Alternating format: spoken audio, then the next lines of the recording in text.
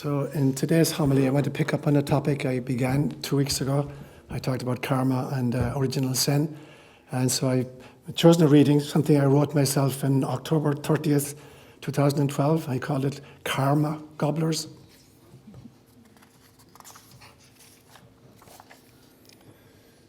The litany is depressing. Violence, war, genocide, greed, crusades, inquisition, pollution of our air, water, land, food. But these, in fact, are merely the collateral damage. The real culprit is the unconscious, uncaring creating of bad karma. The only sin is being and staying asleep to our true nature, our origin, our mission, and our home. Anything that is negative flows inexorably from that sleep. Are we destined then to keep on creating negative karma? Can a single slip-up sully an otherwise perfect scorecard and send the world into another spiral of darkness? Is there any way out? To these three questions, the answer in sequence are no, no, and yes. There are now, and there always have been, karma gobblers amongst us. Buddhism calls them Bodhisattvas, Hinduism calls them avatars, and Christianity has called them saints. They practice the healthiest diet on the planet. They eat up and transform negative karma. It's called Tonglen in Buddhism and consists of a conscious breathing technique where one takes on the suffering of others with the in-breath, transforms it in the loving furnace of the heart, and on the out-breath gives it back as happiness to all sentient beings. Jesus taught it as forgiveness and praying for one's enemies, as returning love for insult, and as answering persecution with compassion.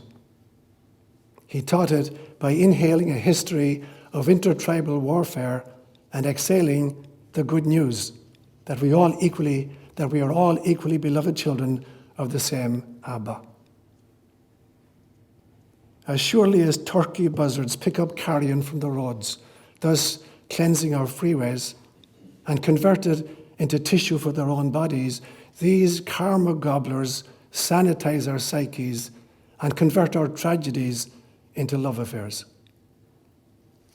Would you like to be a card-carrying karma gobbler? If so, I suggest 5 simple practices.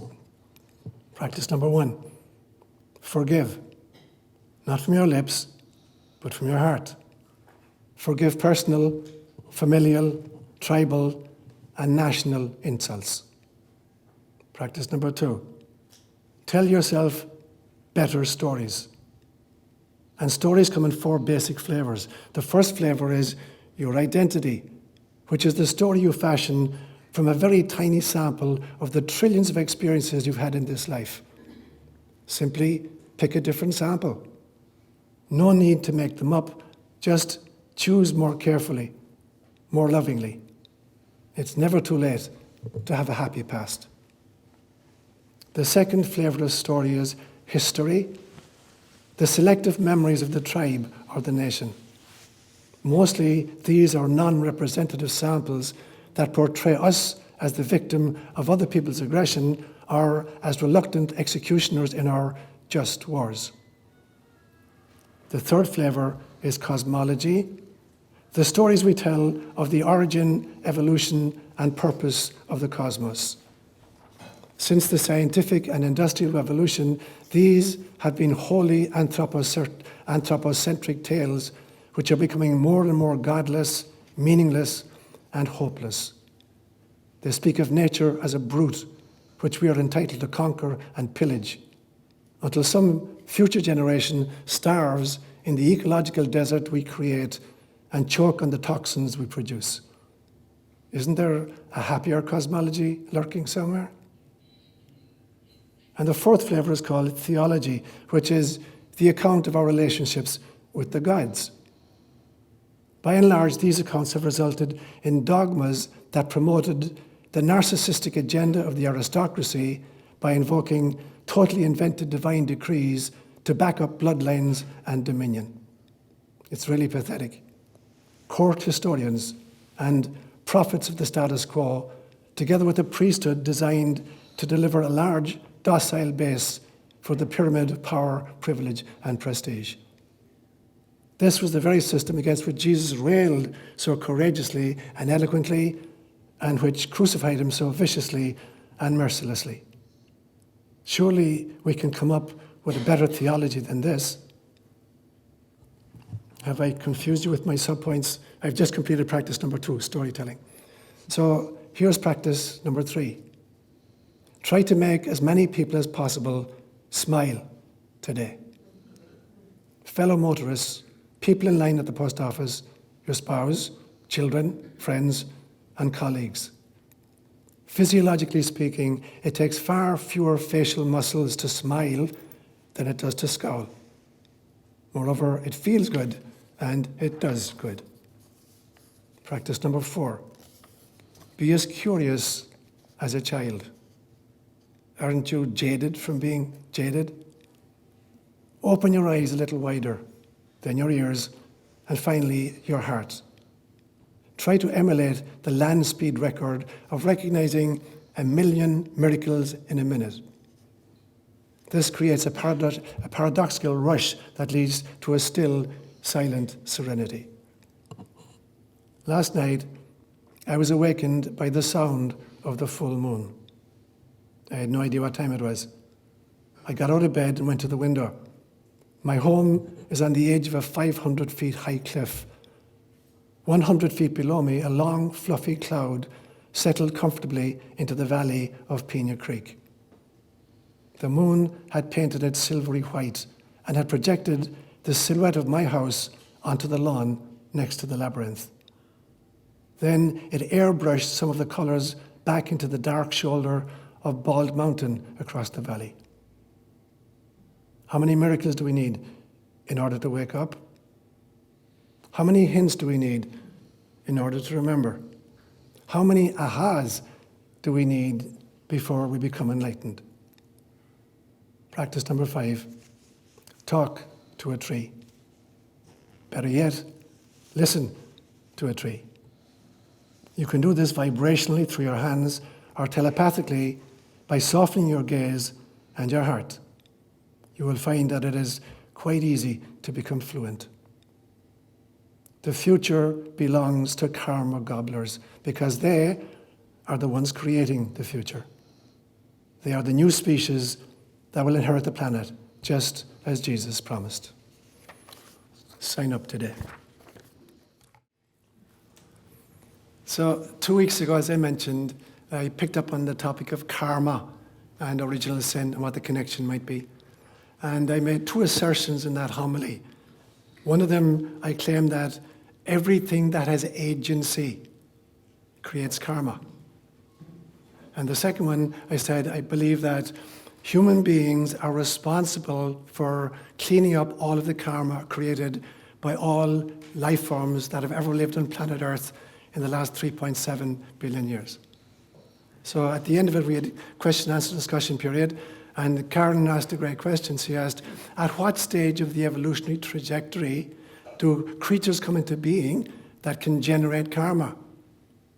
So in fact, was it just human beings can generate karma, or do animals generate karma, or insects, or whatever? So I'm going to pick up on that again. I gave an answer the last day. I've been thinking a lot about that over the last 2 weeks.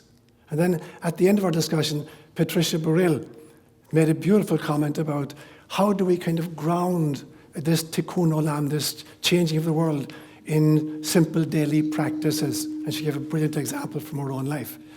And I've been thinking a lot about that as well for the last 2 weeks.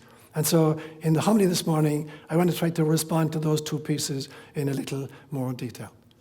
And if I were to give the homily a title, I would call it How to Become a Christ-Conscious Karma Gobbler.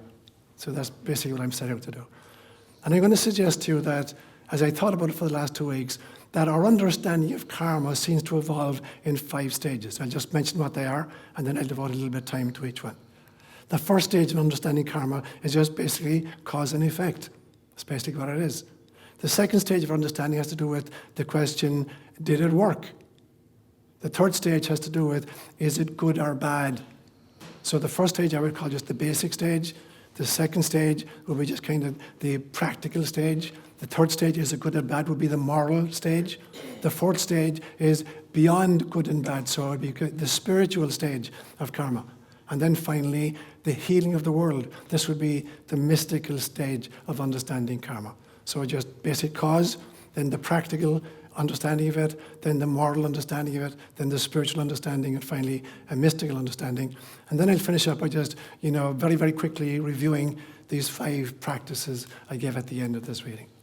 So let me work my way through it. So basically, karma very simply means cause and effect. That's the basic meaning of karma, cause and effect. Everything you experience inside you or outside you is the result of a cause, a previous cause. There is nothing you're experiencing inside or outside that hasn't been occasioned by some previous event. So there's always been a cause. And every single thought you have, an action you perform, and word you speak results in an effect. And so there is nothing which is not covered by karma in some senses. So again, to answer the question, at what stage of evolution does karma begin? It began as soon as creation happened. Every single thing creates karma. So that's the basic understanding of karma, is just cause and effect. It is the single most important law in science. The only place where it breaks down in science is the notion of the Big Bang. There's the claim that there was an uncaused cause, which was the Big Bang, which personally I don't believe in. So, but otherwise, science claims that everything has a cause and every cause creates an effect. The same thing is true spiritually.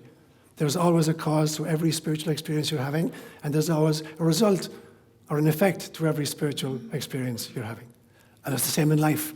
There is nothing you can experience in life which has not been caused by something and which doesn't result in an outcome as you respond to it.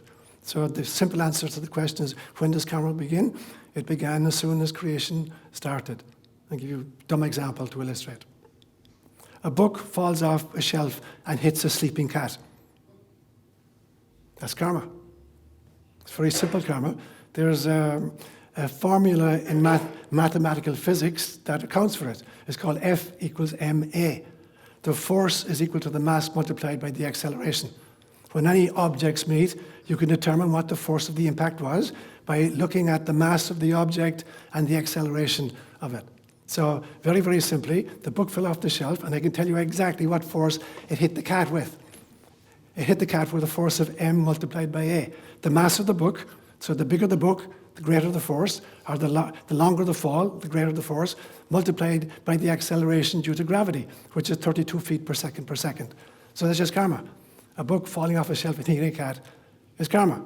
It's just cause and effect. So that's a very, very simple. That's the basic understanding of karma. So that would be just the very basic one. Stage 2 then has to come with the notion of, did it work? So now we're overlaying a different template on the data. Not just, just cause and effect, but did it work? Did the cause affect the outcome of its desire? To give you another dumb example. A lion is very, very hungry, and he's out looking for food, and he comes across a skunk, and he says, lunch. And he attacks the skunk, and the skunk bombs him. And for the next week, nobody will talk to the lion. He loses both his pride, in himself, and the pride of which he's in charge. So, did it work? He wanted lunch. Did he get lunch? No, he didn't get lunch. So he's probably not likely to repeat that. So that's the second part of karma looking. Okay, cause and effect. Did the cause create the effect you wanted? Yes or no? And so in this case, it didn't. Now, nature loves to repeat. It favors particular outcomes and it continues to repeat favorable outcomes in the sense of stuff that will work. So again and again and again, when you look at the evolutionary trajectory, nature will try a whole bunch of stuff, figure out what stuff works, and keep repeating that. I'll give you 2 examples. Eyes. Eyes were invented about 545 million years ago by a tiny little insect called a trilobite. Before that, eyes did not exist on planet Earth. And this little creature, invented the first pair of eyes. And God is looking down, or nature is looking down and says, wow, that really works. I'm going to give eyes to everything. And now you find that aquatic animals in the sea, or amphibians, or reptiles, or mammals, or hominids, we all got eyes. Because nature discovered this was a really, really good thing to do. It really worked. So let's keep doing that. So it kept inventing eyes for every subsequent life form. Give you another example. At some stage, family was invented. Didn't always exist. And so, for instance, when you look at the, let's say, amphibians or reptiles, they just lay eggs. A snake, or frogs will just lay eggs and then abandon them. Tough luck, do the best you can. So they're not protected in any way. So there's no family at that stage. And the result is the mortality level is huge for amphibians and for reptiles because the prey come and just eat up all the eggs. And so, that wasn't a very successful kind of a venture. So at some stage, a creature evolved family. It may have been birds that evolved it. Now you've got birds, they don't just lay their eggs and abandon them and allow them to fend for themselves. They sit on the nest, they protect them. And then they start feeding the little ones when they're born and protecting them against, predators. And the mortality rate plummets. Much greater chances that these will survive because family has been invented. So God said, wow, that's a great idea. Family is a great idea. Let's keep doing family. So we keep doing family. So other species evolved in which both parents are looking out for the progeny. Now, even in birds then, mother is sitting on the eggs, keeping them warm, and daddy is out looking for food, and protecting the nest. And subsequently, you get situations where if both parents are involved in feeding and protecting the kids, the mortality rate goes down even further and further. So nature will keep repeating patterns that work. And we did it ourselves then we invented the notion of it takes a village to raise a baby. If there's a whole village looking out for a baby, the mortality rate is going to go down even further. So again and again and again, nature, once it's found a winning formula, it keeps repeating it. So the question is then, did it work? Yes, it worked. Let's keep doing it. Now, I think God does the same thing. In some sense, God does the same thing. God rewards and keeps, repeating patterns where people who are living in love and compassion and prejudice-free, they experience serenity and peace in their lives and in their families. And if you can imagine, if you can manage to do that on a societal level, societies that act in love, and compassion, they live in peace and serenity because it's a much bigger extended family. So again, God comes up with a formula that worked and he keeps repeating the formula. So that's just the second stage of karma. Did it work? And if it works, keep doing it. Any species that doesn't observe that rule is destined for extinction. So if you found something that really, really works and you keep doing it, you'll survive. If you found something that doesn't work and you keep doing that, you're going to go extinct as a species even, and possibly as an individual especially, and even as a species. But stage 3 comes then. So the first 2 stages are just, cause and effect, and did it work? Stage 3 is different. Stage 3 is it good or bad? So not just did it work or did it not work, is it good or bad? And for the first time ever now, you're introducing some form of judgment into the procedures. For the first 2 stages, it just, it was cause and effect, or did it work or didn't work? But now there's some kind of moral judgment. So I would call this the moral stage of understanding, karma. So at this stage, we're asking ourselves, is it good or is it evil? What we've just done, is it good or is it evil? So all of the scriptures of the world and all of the legislation on planet Earth is wrestling with this question. Is it good or is it bad? You can find any wisdom tradition, and I guarantee you the core theme running through all wisdom traditions is an attempt to answer this question. Is it good or is it bad? And it's a very complex question. It seems, on the face of it, it would be very, very obvious something is good or is bad, depending on, what are the criteria for deciding something is good or something is bad. It can be really complex. So if I ask you the question, is it good or bad to kill human beings? You say, of course it's bad to kill human beings. You say, okay, but it's not that simple, because there are situations in which, a country is at war, and not only are we allowed to kill people, we're mandated. If you're a soldier, you're mandated to kill people. Or if we execute criminals, or we declare, it's okay to kill in self-defense, or it's okay to kill a fetus at some stage of its evolution. So in spite of the fact that we're asking what appears to be a very simple question, is it good or is it bad, the answers are very complex. And so that's a very important part of the evolution of our understanding of karma. Not just cause or effect, not just did it work or didn't it work, but is there a moral judgment attached to this? And again, when I work my way, for instance, just through the Judeo-Christian scriptures, I see this huge emphasis on the evolution of the notion of culpability. Who's responsible? If it's good or bad, who's responsible for the good or bad? And it starts off in the Bible very early on with the sin of Adam and Eve. So they did something which was God decided wasn't good, and he threw them out of the garden. And he punishes everybody for the sin of our pre-rational first parents. And then at some stage, God realizes he's losing in the polls, so he decides he's going to change stuff a little bit. He's not only going to punish for the third or fourth generation. After that, you're forgiven. Native American Indians picked up on this, and they say you have to make your decisions predicated on the results of the seventh generation yet to be born. So that's the same notion. At some stage then, God decided that instead of punishing everybody, he'd make one person responsible for the sins of them all. So they invented the notion of the scapegoat, where once a year in the desert, when the people were in exile during the Exodus, that everybody would come to Aaron, who was the high priest, and confess their individual sins to Aaron. And then Aaron would choose a goat from the flock, lay his hands on the goat, and confess all the sins of all the people on the goat, and then send it off into the desert to be killed by a lion. And that's called the scapegoat. And then the next stage of it was, now only the person, this comes with Ezekiel and Jeremiah about 600 years before Jesus, only the person who commits the sin is going to be held accountable. And they quote this proverb in Hebrew that says, the parents have eaten sour grapes and the children's teeth are set on edge. And they say, no longer will that be true. So only the person who ate the sour grapes will have this sensation. Only the person who commits the sin will be held responsible.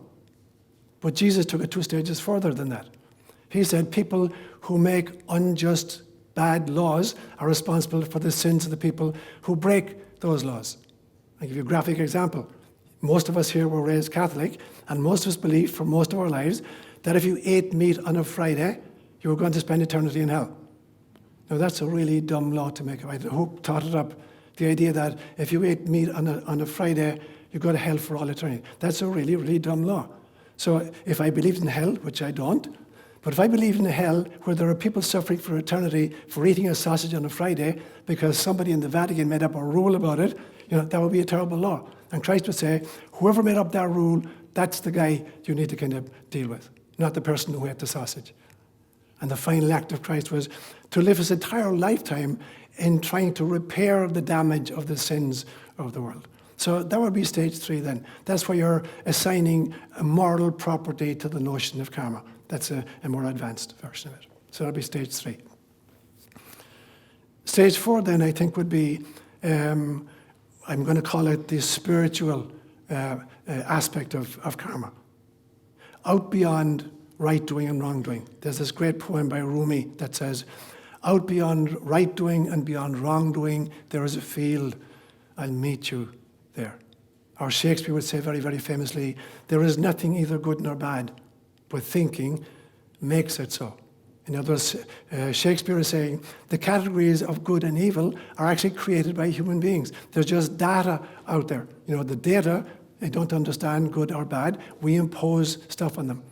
I shared with you one time an event that happened to me, when I was living in St. Aloysius Church. There was a little park nearby that I like to walk in the evening. And one evening I'm walking through the park and there's an adult female with 2 little children, like a 5 and a 6-year-old boy and a girl, walking through the park. And all of a sudden, a baby squirrel fell out of a pine tree and landed on the ground. And this adult female ran over and grabbed it and started shaking it furiously. And I'm freaking out, and the kids are freaking out. Stop it, stop it, stop it, stop it. And I asked myself, was this adult female, doing a good thing or a bad thing? If I told you that the adult female was an Alsatian dog, how would it change the question in your mind? It was an Alsatian dog. So was it a good thing or a bad thing? At that stage, karma is just about, did it work or didn't it work? Actually, the dog killed the little squirrel, and I took it home and I buried it in St. Aloysius. Presume it's still there. And so we overlay different templates on the notion of karma, and then we understand it very, very differently. But the fourth template, the spiritual template, is out beyond right doing and beyond wrongdoing, beyond categories. I will meet you in that place. And that's not an invitation to be immoral or to break laws. It's the realization that, in some sense, morality is a minimalist game. It's about how much can I get away with before I break a law or act unethically. And this is saying, that's not the right kind of thinking. There's a place beyond right doing and beyond wrongdoing. There's a place where you live in love and compassion, where it's not a question of breaking a law or not breaking a law. It's a question of residing in the heart of God. And that becomes really, really important, that we try to aim at that place, at that level of karma. And we can only reach that level of karma, it seems to me, by pondering these four questions that I've suggested many, many, many times to you. The four basic questions in life, I believe, are the answers to the question, who is God for me? Whom do I understand God to be? Secondly, who do I think I am? Am I identified with this spacesuit, or am I a spirit? Am I a soul, eternal being? Who am I? The third one, who is my neighbor? Is my neighbor the person who just lives at the other side of the road from me? Or is my neighbor the little squirrel that fell out of the tree, or the mountain where I live? So who is my neighbor? And fourthly, what is my mission? What is my purpose? And it is by pondering those questions really, really deeply, and then aligning myself with the answers I come up with that move me into the place beyond right doing and beyond wrongdoing. My compass no longer is ethical behavior or moral, legal rules. It is about residing totally in compassion and in love. So that would be the fourth stage of my understanding of karma. And the fifth and final one, I call it the mystical stage of the realization of karma. So I had said the last day that I really believe that human beings are responsible for all of the karma which has been generated by any life form that's lived on planet Earth over the last 3.7 billion years.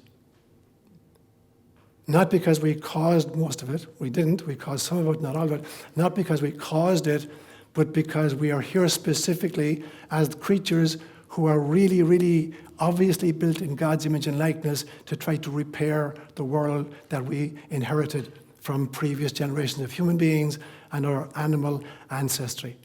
And I quoted last time a beautiful passage from Paul's letter to the Romans in chapter 8, verse 22, where he said, creation itself is groaning for the liberation of the children of God.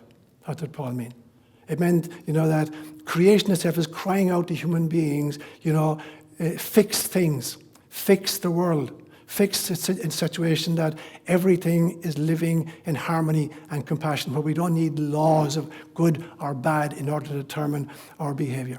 So there's an even more powerful passage where in Paul's second letter to the Corinthians, in chapter 5, in verse 21, where Paul says, Jesus Christ, who did not know sin, became sin. I think it's one of the most extraordinary single lines in all of the scriptures. Jesus Christ, who did not know sin, became sin. So Paul is not just saying Jesus Christ came and he didn't commit any sins himself, but like he wrestled with the sins of others. It's not that. It's like that Jesus actually absorbed and soaked up the sin of the world in which he lived. I mentioned the beautiful practice in Buddhism of Tonglen, where you breathe in the pain of the world, you transform it in the furnace of your own loving heart, and you breathe it out as compassion for other people. So this is not just peculiar to Christianity. This notion that you take in, what is not good, you transform it through love, and you breathe out what is good. Every tree in your yard is doing the same thing every day. We're creating carbon dioxide, and the trees are taking that in, they're processing it, and they're giving it out to us as oxygen, which is our main food supply. So all around us, we're seeing nature really trying to liberate itself from this karmic wheel, in a sense. So Jesus Christ then becomes, for me, the archetype par excellence of this volunteering to change the world by absorbing the evil in the world and transforming it into good. And you can't do that with an angry heart, or you can't do that with an anxious heart, or you can't do that with a fearful heart. You can only do that with a loving heart, which is free completely to be compassionate and forgiving. And so it's ridiculous to think that we can change anything, including a political situation or an international situation, by getting angry with anybody or being anxious at anybody. I've said to you before, I take the statement of Jesus, where 2 or 3 are gathered in my name, there am I in their midst. It's a little bit more complicated than that. Where 2 or 3 are gathered in my name in love, there is Christ consciousness. Where 2 or 3 are gathered together in anger, there is chaos consciousness. So it's not good enough just to be gathered together in 2 or 3. It depends on the energy that those 2 or 3 people bring together. Is it an energy of forgiveness or love? That's what determines it. And I'm totally convinced that we're here on planet Earth, every single one of us, of 7.5 billion human souls who've forgotten, but we came down here because we volunteered for this 5th stage, which Hebrews will call Tikkun Olam, literally the fixing of the world or the healing of the world. That's the final stage of karma. That is the mystical stage of karma, Tikkun Olam, fixing the world. And we fix the world by drinking in its pain and its fear and its anger and its anxiety and transforming it in the crucible of our own loving hearts and then giving it back out as compassion. That's how we change things. Which brings me to my final point. I'm going to just reiterate very, very quickly the 5 little practices that I mentioned at the end of that piece I wrote in 2012. And the first practice is forgiveness, a real forgiveness, not just from the lips, but from the heart. I'm not saying that we should excuse behavior or condone any behavior. That is not what forgiveness is about. Forgiveness is about cleansing myself so I don't have to carry the burden of resentment and memory of things that happened to me. And it becomes important to be able to forgive not just what happened to me on an individual basis. I have to look at, the insults my family received, if that's the case, and forgive that. I have to look at the insults, that were experienced by my tribe, or my nation, or my culture, or whatever that is, and forgive that as well. It is not to condone behavior, not to excuse it, but it is to let go of the anger and the fear and the anxiety that arises from that place. So that's the first practice. Second practice is tell yourself better stories. For 26 years, I had an office out in Los Altos, as a counselor, as a clinical psychologist, and I was very tempted at some stages to put a little notice on my door that says, change the bloody story. Because it's our stories that crucify us. Change the story. Of all the trillions of experiences you've had, you're going to select out very often a non-representative sample, and that's going to be your core identity. So you need to change your personal story. If you're telling yourself a story where you're a victim, it's a terrible story. It's going to crucify you for your life. Pick a different sample. You don't have to make up anything. There's enough data out there in your life to pick a different sample which is more representative of your life so you can be a happy camper now. Even as you look back at the past, you can still be a happy camper. You've learned from everything that happened to you, even the bad stuff. Celebrate that. So it becomes tell those new stories on an individual basis. Start rewriting our tribal history, because in our tribal histories, we're always the good guys. And if we suffered, it's because the bad guys were stronger than us for some reason. And if we had to kill them, it's because they were bad guys and they needed to be kind of taught a lesson. So in our own tribal stories, we're always the good guys. The victors always write the stories. Change those stories. They're meaningless anymore. We are citizens of a planet. We are brother and sister to everybody, whatever their skin color is, whatever their national identity is. So we have to change the historical story. We need to change the cosmological stories. As I mentioned in this little article, we're in a cosmology at the moment which is meaningless and hopeless and pointless. The random mutation of DNA in order to produce comets and meteors and everything we find around us. It's a meaningless cosmology. We need to find a cosmology that gives us color and life and celebration back into our world. And we need to change our theologies. The theology that claim that God plays favorites, that God is a chosen people, or that extra ecclesiam nulla est salus, outside the Catholic Church there is no redemption. These are theologies that have long outlived their usefulness. So we need to change the stories at these 4 levels. That's practice number 2. Practice number 3 is to try to make a point, really, and you don't have to be kind of artificial about it. Make people smile. Be in such a, I see Ingrid nodding her head. This is a woman that makes everybody smile. Absolutely. She's like an incarnated smile. That's my experience of Ingrid. You know, be like that. Go around, and I'm not putting on a kind of a show.